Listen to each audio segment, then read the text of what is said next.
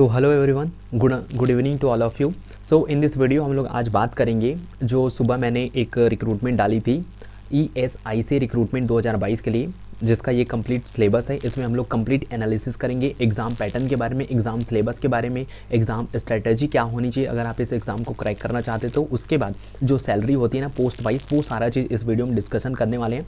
तो काफ़ी ज़्यादा इंपॉर्टेंट वीडियो है यार, तो प्लीज़ एटलीस्ट इस वीडियो को देख लो अगर आप इंटरेस्टेड हो वैकेंसीज में अप्लाई करने के लिए। और मैं तो बोलूँगा भाई, क्योंकि 3600+ पोस्टेज हैं, 3600+ पोस्ट हैं, तो जो भी कैंडिडेट जो इंटरेस्टेड हैं वो अपने स्टेट के अकॉर्डिंग अपने स्टेट वाइज जॉब अप्लाई कर सकता है, या फिर दूसरे स्टेट में अप्लाई करना चाहता है तो वो दूसरे स्टेट के लिए भी अप्लाई कर सकते हैं।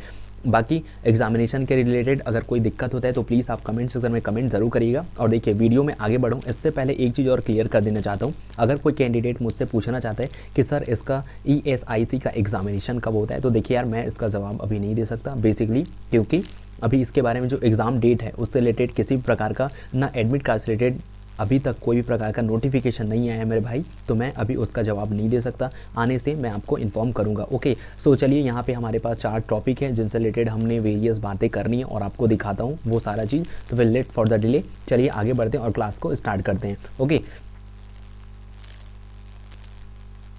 सो यहाँ पे आप लोग ये देख पा रहे हैं, ये इसका ऑफिशियल जो एग्ज़ामिनेशन है ना, ये इसका एग्ज़ाम है ना, एग्ज़ामिनेशन स्कीम का जो आपका नोटिफिकेशन है ये आपको वहाँ पर भी मिल जाएगा, जिसका मैंने सारा चीज़ आपको स्टेट वाइज सारा चीज़ दे दिया था। अगर आपने वो वाली वीडियो नहीं देखी है तो वीडियो के डिस्क्रिप्शन को चेक करिएगा, या फिर ऊपर में आई बटन आएगा उसको चेक करना, वहाँ पर उसका लिंक वगैरह मिल जाएगा, तो आप लोग डायरेक्टली उस वीडियो को जाके देख सकते हैं। ओके, तो फिर अगर मैं बात करूँ, सबसे पहले यहाँ पर ना क्वालिफाइंग मार्क्स की मैं बात कर लेता हूँ, जो कि आपके जो 3 पोस्ट हैं, आपका हो गया UDC के लिए हो गया, देन उसके बाद MTS के लिए हो गया, और उसके बाद थर्ड जो पोस्ट है ना आपका स्टेनो के लिए। ओके, तो तीनों में जो आपको क्वालिफाइंग मार्क्स चाहिए वो पहले मैं डिस्कशन कर लेता हूँ यार, ताकि देखिए, ताकि मुझे हर बार उसको बताना ना पड़े। और यहाँ पे मैं कट ऑफ के बारे में भी बात कर लूँगा, जो आपका नेगेटिव मार्किंग है ना उसके बारे में भी मैं आपको बता दूंगा कितना लगने वाला है, तो फिर काफ़ी मुझे आसानी होगी। ओके, तो सबसे पहले मैं बात करूँ UDC, MTC और स्टेनो के लिए। अगर मैं बात करूँ क्वालिफाइंग मार्क्स के लिए, तो क्वालिफाइंग मार्क्स के लिए अगर आप जनरल कैटेगरीज बिलोंग करते हैं तो जनरल वालों के लिए अगर एग्ज़ाम को क्रैक करना है, एटलीस्ट क्या है ना, किसी भी चाहे वो फेज़ 1 हो फेज़ 2 के लिए, तो यहाँ पे देखिए आपको क्या है 45% मार्क्स लाना होगा। देन उसके बाद अगर आप बिलोंग करते हैं OBC से, या फिर आप बिलोंग करते हैं EWS से, ठीक है, EWS के अगर आप कैंडिडेट हैं तो इसके लिए भैया है ना मतलब EVS के कैंडिडेट हैं, तो इसके लिए अगर आपको एग्ज़ाम को क्वालिफाइंग करना है तो इसके लिए आपको 40% मार्क्स चाहिए। इसके अलावा अगर आप बिलोंग करते हैं, सपोज़ आप ST हो गए, या फिर आप बिलोंग करते हैं एक सर्विस मैन से, तो अगर आप इन तीनों कैटेगरी में आते हैं तो इसके लिए आपको क्वालिफाइंग मार्क्स चाहिए रहेगा 35। इसके अलावा अगर आप बिलोंग करते हैं, आप सपोज़ अगर आप बिलोंग करते हैं PWD की अगर आप कैटेगरी के कैंडिडेट हैं, तो अगर आपको इस एग्ज़ाम में सिलेक्शन लेना है तो मिनिमम आपको 30% मार्क्स लाना होगा, तभी आप इस एग्ज़ाम का जो फेज़ 1 है फेज़ 2, तभी आप इस एग्ज़ामिनेशन को क्रैक कर पाएंगे। तो उम्मीद है ये जो बेसिक फंडा है ये यहाँ तक आपको समझ आ गया होगा। अब यहाँ पे बात करता हूँ नेगेटिव मार्क्स की। तो नेगेटिव मार्क्स में है ना 1/4 यानी कि 1/4 यहाँ पे रहने वाला है नेगेटिव मार्क्स। यानी कि कहने का तात्पर्य क्या है, देखिए, अगर आप 4 रॉन्ग आंसर कंटिन्यू गलत करते हैं ना, 4 आंसर अगर आप मतलब 4 क्वेश्चन अगर आप गलत जवाब देते हैं 4 क्वेश्चन का, तो जो आपका सही क्वेश्चन होगा, जो सही आपने आंसर करा होगा, टिक किया होगा, उसका भी आपका 1 मार्क्स यहाँ पे काट दिया जाएगा। ओके, सो मेनली जो मोटा फैक्ट है, यहाँ तक आपको जो एग्जाम का स्कीम है वो मैंने आपको बता दिया है। आई होप आप सबने ये चीज़ समझ आ गया होगा। अब यहाँ पे मैं बात करूँ तो सबसे पहले यहाँ पे लैंग्वेज को लेकर क्लियर कर देना चाहता हूँ। तो लैंग्वेज से रिलेटेड क्या प्रॉब्लम है, देखिए, ये एग्जामिनेशन है जो वो बाईलैंग्वेज होने वाला है। कहने का मतलब क्या है, आपको हिंदी में भी आपको क्वेश्चन देखने को मिलेंगे और इंग्लिश में भी आपको क्वेश्चन देखने को मिलेंगे। तो लैंग्वेज के अकॉर्डिंग यहाँ तक सारा चीज़ क्लियर हो गया, आई होप, ऐसा मैं समझता हूँ। देन उसके बाद अगर मैं बात करूँ यहाँ पे सेकेंड चीज़ क्या होती है कि देखिए, लैंग्वेज से रिलेटेड एक और फैक्ट है जो कि आपको जाननी चाहिए, एक और इम्पॉर्टेंट चीज़ है। सबसे पहली बात क्या है कि जो इंग्लिश आपको पता हो गया, मतलब आपको पता हो गया कि एग्जामिनेशन जो है वो आपका हिंदी और इंग्लिश दोनों लैंग्वेज में बाईलैंग्वेज होने वाला है। तो इसमें क्या है, केवल और केवल जो सब्जेक्ट है ना, जो इंग्लिश कंप्रेहेंशन है ना, जो कि मैं अभी आपको दिखाऊंगा, इंग्लिश लैंग्वेज को छोड़कर, इंग्लिश कंप्रेहेंशन को छोड़कर बाकी जो 3 से और जो 4 आपके मतलब 2 से 3 और जो आपके सब्जेक्ट्स बचते हैं, है ना, केवल उन्हीं में बस हिंदी और इंग्लिश दोनों लैंग्वेज में आपको पेपर देखने को मिलेगा, इंग्लिश लैंग्वेज में बस इंग्लिश में आपको क्वेश्चन देखने को मिलेगा। ओके, सो ये सारी चीज़ें थी जो मुझे आपको हर एक सेक्शन में बताना था, जो कि मैंने ये सारा चीज़ अभी क्लियर कर दिया है। तो फिर लेट्स फॉर द डिले, आगे आपको और सारा चीज़ अच्छे से मैं बताता हूँ। ओके, तो सबसे पहले हम लोग बात करेंगे यहाँ पे अपर डिविजनल क्लर्क यानी कि यूडीसी के लिए बात करेंगे। तो यहाँ पे सिलेबस देख लीजिए, और यहाँ पे देखिए जो यूडीसी के लिए है ना, एक मिनट सारा चीज़ पहले मैं इरेज कर लेता हूँ ताकि किसी को कोई दिक्कत ना हो, शायद किसी चीज़ को समझने के लिए। ओके, ताकि मुझे बताने में और सारा चीज़ बहुत आसानी हो, तो थोड़ा सा प्लीज़ वेट करिएगा। ओके, सो यहाँ पे अगर मैं बात करूँ सबसे पहले मुझे बात करनी है किसके बारे में, अगर मैं बात करूँ यहाँ पे यूडीसी के बारे में, है ना, यूडीसी के बारे में अगर मैं बात करूँ अपर डिविजनल क्लर्क के लिए, तो इसमें क्या है, आपको 3 फेज़ देखने को मिलेंगे, जिसमें फेज़ 1 हो गया, उसके बाद फेज़ 2 हो गया, देन उसके बाद फेज़ 3। तो सबसे पहले अगर मैं बात करूँ यहाँ पे फेज़ 1 के लिए, तो फेज़ 1 के लिए यहाँ पे आप लोग देख पा रहे होंगे, आई होप आप सबने ये सारा चीज़ क्लियर होगा, विजिबल होगा। ओके, बाकी अगर किसी चीज़ समझ नहीं आता तो पीडीएफ आपको वीडियो के डिस्क्रिप्शन में लिंक मिलेगा, टेलीग्राम चैनल, उस पर जाके विजिट कर लेना और इसको डाउनलोड कर लेना, वहाँ पे डायरेक्टली आप लोग को ये सारा चीज़ मिल जाएगा। लेकिन पहले ये सारा चीज़ अच्छे से समझ लो। ओके, तो यहाँ पे अगर मैं सिलेबस की अगर मैं बात करूँ तो सबसे पहले यहाँ पे आप लोग देख सकते हैं जनरल इंटेलिजेंस और रीजनिंग से आपके क्वेश्चन बनने वाले हैं, जिसमें टोटल क्वेश्चन आपको 25 क्वेश्चन देखने को मिलेंगे, जिसके लिए मार्क्स 50 अंक का होने वाला है। उसके बाद आपको जनरल अवेयरनेस है, फिर क्वांटिटी एप्टीट्यूड है, फिर इंग्लिश कंप्रीहेंशन। तो इसमें क्या है, सारे क्वेश्चन आपको 25-25 देखने को मिलेंगे, जिसके लिए प्रीलिम्स पेपर यानी कि फेज़ 1 में आपको टोटल 50-50 अंक का, यानी कि आपको टोटल क्वेश्चन 100 क्वेश्चन मिलेंगे, जिसमें टोटल 200 मार्क का आपका एग्जामिनेशन होने वाला है। और इसके लिए टाइम पीरियड रहने वाला है, टाइम ड्यूरेशन 1 घंटे में आपको ये जो है 100 क्वेश्चन सॉल्व करने होंगे, यानी कि पर क्वेश्चन के लिए आपको 2 मार्क्स दिया जाएगा। आप इस चीज़ को अच्छे से समझ ही होंगे। उसके बाद जो लैंग्वेज है, मैंने आपको जैसे स्टार्टिंग में बताया था, हिंदी और इंग्लिश दोनों लैंग्वेज में आपको एग्जामिनेशन देखने को मिल सकता है। ओके, मिलेगा, मिल सकता है वाली बात नहीं, मिलेगा 110% आप लोग ये श्योर रहिए। ओके, सो आगे बढ़ते हैं। उसके बाद यहाँ पे आप लोग देख सकते हैं फेज़ 2 के लिए अगर मैं बात करूँ तो फेज़ 2 में यहाँ पे जो आपका है ना यूडीसी के लिए, तो फेज़ 2 यानी कि मेंस एग्जाम जिसको हम लोग बोल सकते हैं और है।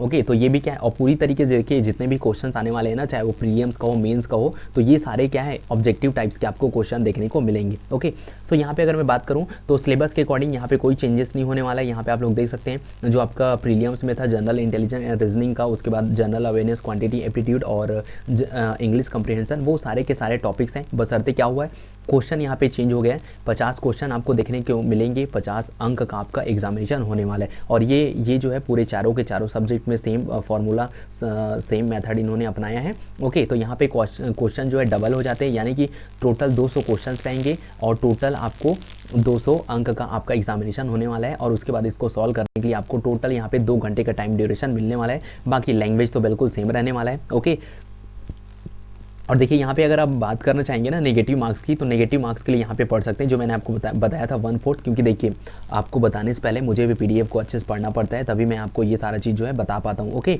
सो ये सारी चीज़ें रॉन्ग आंसर के लिए ऐसा है 1/4 रहने वाला है। उसके बाद यहाँ पे आपका लास्ट आता है जो कि 3rd नंबर का फेज़, जिसको हम लोग बोल सकते हैं फेज़ 3। तो फेज़ 3 में यहाँ पे आपको क्या फेस करना पड़ेगा वो चीज़ आप लोग देखिए। फेज़ 3 जो कि आपका होता है कंप्यूटर स्किल टेस्ट, है ना, ये क्वालिफाइंग नेचर का है। ओके, उसके बाद मैं आपको एक और बेसिक चीज़ जो कि आपको काफ़ी ज़्यादा इंटरेस्टिंग बताने वाला हूँ, तो जिसको आप लोग सुन के थोड़ा बहुत अच्छा लगेगा। ओके, तो यहाँ पे क्या है, देखिए आपको जो कंप्यूटर स्किल टेस्ट होगा उसमें क्या क्या देखने को मिलेगा। तो यहाँ देख सकते हैं आप लोग प्रिपरेशन, है ना, preparation of 2 power point slides. तो यहाँ पे आपको क्या देखने को मिलेगा, 2 पावर पॉइंट स्लाइड्स आपको देखने को मिलेंगे। स्लाइड दिया जाएगा 2 पावर पॉइंट का, जो कि टोटल 10 अंक का होगा। उसके बाद जो आपका टाइपिंग मैटर होगा, जो आपको टाइपिंग मैटर दिया जाएगा, जिसको आप लोग फॉर्मेटिंग करेंगे, अरेंजमेंट करेंगे, टाइप करेंगे MS वर्ड में, जिसके लिए आपको टोटल 20 अंक का एग्जामिनेशन होने वाला है MS वर्ड के ऊपर। उसके बाद जो आपका एक्सेल सीट होगा, तो एक्सेल सीट में जो वर्क होगा वो आप उसमें भी आपको टोटल 20 अंक का एग्जामिनेशन होना है। तो यहाँ पे टोटल मार्क्स की अगर मैं बात करूँ तो टोटल यहाँ पे 50 अंक का आपका एग्जामिनेशन होता है, जिसको सॉल्व करने के लिए आपको 30 मिनट, 30 मिनट्स, आधे घंटे का टाइम ड्यूरेशन मिलने वाला है। ओके, अब इसके बाद क्या है, मोस्ट इंपॉर्टेंट थिंग समझिए, जो कैंडिडेट जो दिव्यांग कैंडिडेट्स होते हैं ना, जो PWD से बिलोंग करते हैं, तो अगर सपोज अगर उनमें से कोई कैंडिडेट अगर वो टाइपिंग वगैरह करने में, स्किल टेस्ट दिलाने में कंफर्टेबल नहीं है या फिर एलिजिबल नहीं है, तो वो क्या कर सकते हैं, वो CBT टेस्ट,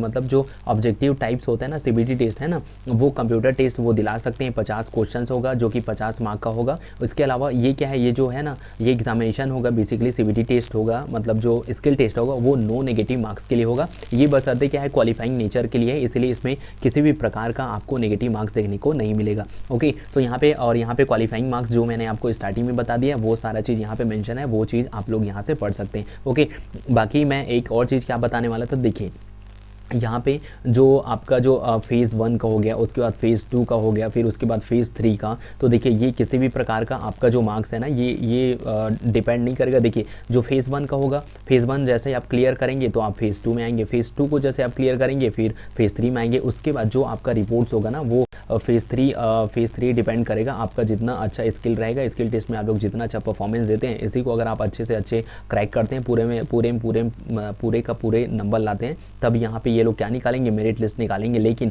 आप ऐसा मत समझिएगा कि फेज़ 1, फेज़ 2, फेज़ 3 तीनों का मार्क्स यहाँ पे ऐड होगा, ऐड होने के बावजूद ही ये लोग मेरिट लिस्ट निकालेंगे, ऐसा बिल्कुल नहीं है। लास्ट स्टेज जो है ये आपको डिपेंड करता है। ओके, सो अभी इन्होंने ऐसा साफ सुथरे अक्षरों में कहा है, आपको आराम से पता चल जाएगा जब आप इसका PDF पढ़ेंगे। ओके, तो आई होप यहाँ तक देखिए जो मैंने UDC का बताना था वो सारा प्रीलियम्स हो गया, मेंस हो गया, उसके बाद स्किल टेस्ट, तीनों को यहाँ पे कवर अप करा दिया। यहाँ तक किसी को कोई डाउट्स नहीं होना चाहिए। ओके, सो यहाँ पे आगे बढ़ते हैं। आगे बढ़ते हुए यहाँ पे हमारा जो दूसरा पोस्ट है, दूसरा पोस्ट बेसिकली क्या है, स्टेनोग्राफर का है। तो स्टेनोग्राफर के लिए फेज़ 1 का यहाँ पे आप लोग देखिए, फेज़ 1 मेन एग्जामिनेशन का। ओके, इसमें 2 फेज़ हैं, जिसमें फेज़ 1 में क्या होगा, आपका CBT टेस्ट होगा, और उसके बाद जो फेज़ 2 है, फेज़ 2 में डायरेक्टली आपका क्या होगा, स्किल टेस्ट होने वाला है। ओके, तो यहाँ पे हम लोग बात कर लेते हैं फेज़ 1 का CBT टेस्ट के लिए। तो CBT टेस्ट के लिए आपको केवल 3 सब्जेक्ट्स पढ़ना है। 3 सब्जेक्ट कौन कौन से हैं, एक तो इंग्लिश कंप्रहेंशन हो गया, उसके बाद रीजनिंग एबिलिटी हो गया, उसके बाद जनरल अवेयरनेस, यानी कि है ना, यानी कि आपका जो मैथ्स वाला पोर्शन है, जनरल एप्टीट्यूड, वो वाला आपको पोर्शन यहाँ पे पढ़ने की ज़रूरत नहीं है। उसमें देखिए, अगर यहाँ पे देखिए, यहाँ पे अगर चलिए आपको पहले भी ये बता देता हूँ, नंबर ऑफ क्वेश्चन की अगर मैं बात करूँ तो इंग्लिश कंप्रहेंशन से 100 क्वेश्चन आएंगे, 100 मार्क्स का होगा। उसके बाद जो रीजनिंग एबिलिटी है, रीजनिंग एबिलिटी से आपको 50 क्वेश्चन देखने को मिलेंगे, 50 अंक का एग्जामिनेशन होगा। देन उसके बाद क्या है, जनरल अवेयरनेस, तो जनरल अवेयरनेस से भी आपको 50 क्वेश्चन देखने को मिलेंगे, 50 अंक का। ओके, सो यहाँ पे टाइम ड्यूरेशन अगर मैं बात करूँ टोटल, तो अगर आप इसको कैलकुलेट करोगे तो आपको यहाँ पे टोटल 120 मिनट यानी कि 2 घंटे का टाइम ड्यूरेशन मिलने वाला है। बाकी अगर मैं बात करूँ यहाँ पे एग्जामिनेशन लैंग्वेज की, तो एग्जामिनेशन लैंग्वेज आपको हिंदी इंग्लिश दोनों में रहेगा, बशर्ते इंग्लिश लैंग्वेज को छोड़कर इंग्लिश कंप्रहेंशन में आपको क्या है, बेसिकली इंग्लिश में ही आपको क्वेश्चन देखने को मिलेंगे। ओके, सो आई होप यहाँ तक किसी को कोई डाउट्स नहीं होगा। डाउट्स होता है तो कमेंट सेक्शन है वहाँ पे पूछ लेना, अगेन रिपीट कर दे रहा हूँ। उसके बाद यहाँ पे फेज़ 2 जो कि क्वालिफाइंग नेचर के बेसिस पे रहने वाला है ना। तो क्वालिफाइंग यहाँ पे अगर मैं बात करूँ तो देखिए, यहाँ पे इंग्लिश और हिंदी दोनों लैंग्वेज में स्किल टेस्ट होना है। आई होप आप सब ने ये सारी चीज़ पता होगा। तो यहाँ पे देखिए टाइम ड्यूरेशन की अगर मैं बात करूँ तो टाइम ड्यूरेशन में यहाँ पे अगर आप इंग्लिश में करते हैं तो इसके लिए आपको 50 मिनट का टाइम दिया जाएगा। अगर आप हिंदी में करते हैं तो आपको 65 मिनट का टाइम ड्यूरेशन मिलने वाला है। इसके अलावा जो कैंडिडेट जो दिव्यांग होते हैं, जो PWD के कैटेगरी में आते हैं, उन कैंडिडेट्स को अगर वो कैंडिडेट हिंदी में अपना अगर इंग्लिश में वो अपना टाइपिंग टेस्ट देना चाहता है, स्किल टेस्ट देना चाहता है, उसको 70 मिनट का टाइम दिया जाएगा। इसके अलावा जो कैंडिडेट जो हिंदी में देना चाहता है टाइपिंग या फिर स्किल टेस्ट, वो उनको क्या है 90 मिनट का टाइम दिया जाएगा। तो आई होप आप सब ने यहाँ तक किसी को कोई डाउट्स नहीं होगा। क्वालिफाइंग मार्क्स के बारे में अगेन रिपीट कर रहा हूँ कि मैंने इसके बारे में ऑलरेडी बता दिया है। क्वालिफाइंग मार्क्स या फिर स्टैंडर्ड के बारे में, कौन से कैटेगरी को कितना एग्जाम को क्रैक करने के लिए कितना परसेंटेज मार्क्स लाना होगा। ओके, सो यहाँ पे आप लोग समझ सकते हैं। उसके बाद हम लोग बढ़ते हैं, आज का लास्ट पोस्ट है जो कि बेसिकली बिलोंग करता है भाई आपके जो लास्ट पोस्ट है मल्टीटास्किंग स्टाफ MTS के लिए, है ना। तो MTS के लिए अगर हम बात करूं तो यहाँ पे देख सकते हैं आप लोग, इसमें 2 फेस होना है, बेसिकली प्रीलियम्स होगा फिर मेंस होगा। ओके, सो यहाँ पे अगर हम बात करें प्रीलियम्स के सिलेबस के बारे में, तो प्रीलियम्स के सिलेबस के बारे में तो यहाँ पे देखिए जो सेम था किससे ये जो आपका UDC का था, कलर का था, है ना, अपर डिविजनल कलर के लिए जो सिलेबस था सेम यहाँ पे रहने वाला है। बेसिकली बिल्कुल सेम टू सेम यहाँ पे उसका कॉपी पेस्ट हुआ है यहाँ पे, है ना। टोटल 100 क्वेश्चन देखने को मिलेंगे और 200 अंक का यहाँ का प्रीलियम्स पेपर होगा और उसके लिए 1 घंटे का टाइम ड्यूरेशन मिलने वाला है। बाकी पेपर का लैंग्वेज यहाँ पे वर्जन की अगर हम बात करें तो पेपर आपका हिंदी और इंग्लिश दोनों लैंग्वेज में होने वाला है। अब यहाँ पे हम लोग बात करते हैं, यहाँ पे अगर मैं बात करूँ यहाँ पे मेन्स एग्जाम की फेज़ 2 की, तो फेज़ 2 भी यहाँ पे आप लोग देख सकते हैं। फेज़ 2 भी जो आपका होगा इसमें आपके चारों सब्जेक्ट रहने वाले हैं। टोटल आपका 200 मार्क्स का पेपर होगा और 200 क्वेश्चंस आपको भी देखने को मिलेंगे, जिसको सॉल्व करने के लिए आपको 2 घंटे का टाइम ड्यूरेशन मिलने वाला है। बाकी लैंग्वेज तो बिल्कुल सेम रहने वाला है, हिंदी और इंग्लिश दोनों लैंग्वेज में रहने वाला है। ओके, और क्वालिफाइंग नेचर भी बिल्कुल सेम ही रहने वाला है। अब यहाँ तक किसी को कोई चीज़ समझ नहीं आया होगा तो कमेंट सेक्शन में कमेंट जरूर करना। अब इसके बाद हम लोग बढ़ते हैं आगे और आगे मैं आपको दिखाता हूँ इसमें जो सैलरी है। हालांकि मैंने जो इसका ऑफिशियल नोटिफिकेशन जब रिलीज़ किया था तो वहाँ पे ऑलरेडी आप लोग को बता रखा था कि सैलरी क्या रहने वाली है, कौन से कैटेगरी में और किन किन पोस्ट के लिए कितना कितने कितने होने वाले, लेकिन चूंकि मैंने यहाँ पे टाइटल में डाल रखा है, थंबनेल में ऑलरेडी मैंने मेंशन कर रखा है, तो मुझे बताना बनता है इसकी सैलरी के बारे में। ओके, सो यहाँ पे अगर मैं बात करूँ सैलरी के बारे में, पे स्केल के बारे में, तो देखिए यहाँ पे जो यूडीसी हो गया और स्टेनो हो गया, तो यूडीसी और स्टेनो के लिए बेसिक जो सैलरी स्टार्टिंग होती है पे लेवल 4 से, जिसमें बेसिक सैलरी हो जाती है 25 के मान के चलिए, है ना, 25,500 से लेके यहाँ पे 80,000 मतलब 81,000 के तक जाता है, जो कि पे लेवल 7 के तहत दिया जाता है। ओके, अब यहाँ पे अगर मैं बात करूँ एमटीएस के लिए, तो एमटीएस के लिए अगर मैं बात करूँ तो इसका जो सैलरी होता है एमटीएस वालों का बेसिकली स्टार्टिंग हो जाता है ना 18 के, यानी कि 18,000 से स्टार्ट होके जाता है कहाँ तक, 56,900 के तक। ओके, मतलब यहाँ तक आप लोग, यहाँ तक आपका सैलरी जाता है ना। तो आई होप सैलरी के अकॉर्डिंग भी किसी को कोई दिक्कत नहीं होगा। अब मैंने बात करा था किसके बारे में, चलिए आपको दिखाता हूँ। जैसे मैंने यहाँ पे बात करा था एग्जाम स्ट्रेटजी के बारे में। अगर मैं बात करूँ इस एग्ज़ाम को क्वालिफाई करने के लिए किसी भी कैंडिडेट को बेसिकली क्या चाहिए, तो भाई आप लोग एक चीज़ समझ सकते हो, अगर किसी भी कैंडिडेट्स को एग्ज़ाम स्ट्रेटजी की अगर मैं बात करूँ ना, एग्ज़ाम को अगर आपको क्रैक करना है, तो बेसिकली आपको क्या है, पूरा सिलेबस को एक बार अच्छे से एनालिसिस करना होगा। अब यहाँ पे आप लोग का मेन मुद्दा होगा कि सर आपने तो जो पीडीएफ में प्रोवाइड किया है या फिर जो ऑफिशियल जो नोटिफिकेशन आए हैं उसमें तो केवल जो टॉपिक्स हैं उन्हीं के बारे में दिया गया है, मतलब टॉपिक्स भी नहीं दिया गया, केवल क्या क्या सब्जेक्ट्स पढ़ना है इसके बारे में दिया गया, लेकिन उसके अंदर का नहीं दिया है। तो देखिए यार, मैं कहना चाहूँगा, सपोज़ अगर आप गेस करिए, अगर यहाँ पर हम लोग बात करें ना, बेसिकली अगर मैं बात करूँ क्वांटिटी एप्टीट्यूड की, तो क्वांटिटी एप्टीट्यूड में जनरल क्या आता है भाई, 12th तक के सिलेबस में आपने एसएससी सीएचएसएल का देखो या फिर एसएससी जीडी का, तो उसके अंदर क्या होता है, तो आप लोग वही सिलेबस सारा चीज़ फॉलो कर रहे हैं किसी भी एग्जाम का। अगर मैं बात करूँ इंडिया में जितने भी कम्पिटेटिव एग्जामिनेशन होता है, जहाँ तक मुझे पता है, छोटे छोटे पोस्टेस की अगर मैं बात कर रहा हूँ, तो उनमें क्या है, लगभग सारे सेंट्रल गवर्नमेंट्स के जितने भी सिलेबस होते हैं वो लगभग सेम होते हैं, उतना ज़्यादा मेजर चेंजेस नहीं होता है। तो वही आपका जो पुराना जो सिलेबस आता है उसी के आधार पर रहता है सारा चीज़, जो कि आप लोग शुरू से अगर पढ़ते आ रहे हैं, कम्पिटेटिव एग्जाम्स की अगर आप तैयारी कर रहे हैं, प्रिपरेशन कर रहे हैं, तो वो सारा चीज़ आई होप आप सब ने ये सारा चीज़ पता होगा। तो आप लोग उस स्ट्रैटेजी को फॉलो करें, बशर्ते क्या है, रिदम को कंटिन्यू रखें, बीच में गिव अप ना करें, खुद पे भरोसा रखें, फिर उसके हिसाब से आप प्रिपरेशन करें। ओके, तो आप लोग वन टाइम में ही इस एग्ज़ाम को क्रैक कर सकते हैं। बाकी और किसी चीज़ से रिलेटेड कोई डाउट होता है तो प्लीज़ आप लोग कमेंट सेक्शन में कमेंट ज़रूर करिएगा। तो फिर जल्दी मिलते हैं नेक्स्ट वीडियो में, तब तक सबको bye bye, have a great day, जय हिंद, वंदे मातरम।